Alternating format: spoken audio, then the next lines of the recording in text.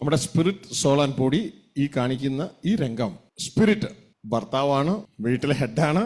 Soul എന്ന് പറയുന്നത് ഈ സ്പിരിറ്റിന്റെ ഭാര്യയാണ്. ഇതാ വീട്ടിൽ ജോലി ചെയ്യുന്ന വേലക്കാരനാണ്. ശരീരം, ബോഡി നിൽക്കുന്നത്. എന്നാൽ നമ്മൾ ഇന്ന് ജീവിക്കുന്നത് ഈ വൈഫ് ഈ വേലക്കാരനോട് ചേർന്ന് വേലക്കാരന്റെ ഇഷ്ടങ്ങൾ നിവർത്തിക്കുന്ന, ശരീരത്തിന്റെ ഇഷ്ടങ്ങൾ നിവർത്തിക്കുന്ന ഒരു ഭാര്യയെ പോലെയാണ് നമ്മൾ ജീവിക്കുന്നത്. കാണുമ്പോൾ തന്നെ ഒരു വൃത്തികേടായിട്ട് തോന്നും അല്ലേ? പക്ഷെ നമ്മൾ അങ്ങനെ ആയിപ്പോയി, ആ ബന്ധനത്തിൽ ആയിപ്പോയി. ബൈബിള് പറയുന്നു, നീ ഇങ്ങനെയാണ് ജീവിക്കുന്നതെങ്കിൽ സോളെ നീ മരിക്കും, നിശ്ചയം മരിക്കും. സിസ്റ്റം നീ ചേഞ്ച് ചെയ്തോളോ.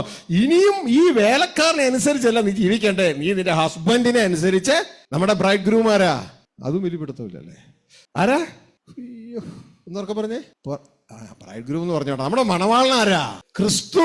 ഹല്ലേലൂയ. ആ ക്രിസ്തുവെ അനുസരിച്ച് ജീവിക്കണം. ഇതിന്റെ പേരാണ് ആത്മാവാൽ നയിക്കപ്പെടുക. മനസ്സിലായ? ഹല്ലേലൂയ.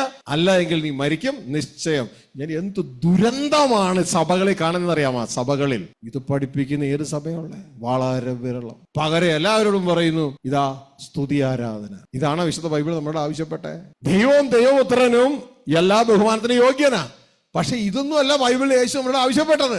യേശുക്രിസ്തു നമ്മളോട് ആവശ്യപ്പെട്ടത്, എന്നെ അനുഗമിക്കേ. ഹല്ലേലൂയ. എങ്ങോട്ട്?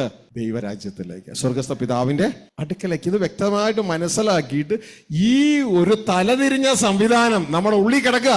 ഇതിനെ നേരെയാക്കണം. ഇതിനെ നേരെയാക്കാതെ നാം നാട്ടുകാരെ നേരെയാക്കാൻ പോയാൽ യേശുക്രിസ്തു പറയും, സ്വന്തം കണ്ണിൽ തടിയിരിക്കുക. അപ്പൊ ആദ്യം എവിടെ നേരെയാക്കണ്ട? നമ്മളെ തന്നെ. എന്നിട്ട് മതി മറ്റുള്ളവരുടെ കണ്ണിൽ നിന്ന് കരടെടുക്കാൻ പോകാൻ. അപ്പൊ സിസ്റ്റം, നമ്മുടെ ഉള്ളിലെ ഈ റിവേഴ്സ്ഡ് സിസ്റ്റം നേരെയാക്കുക.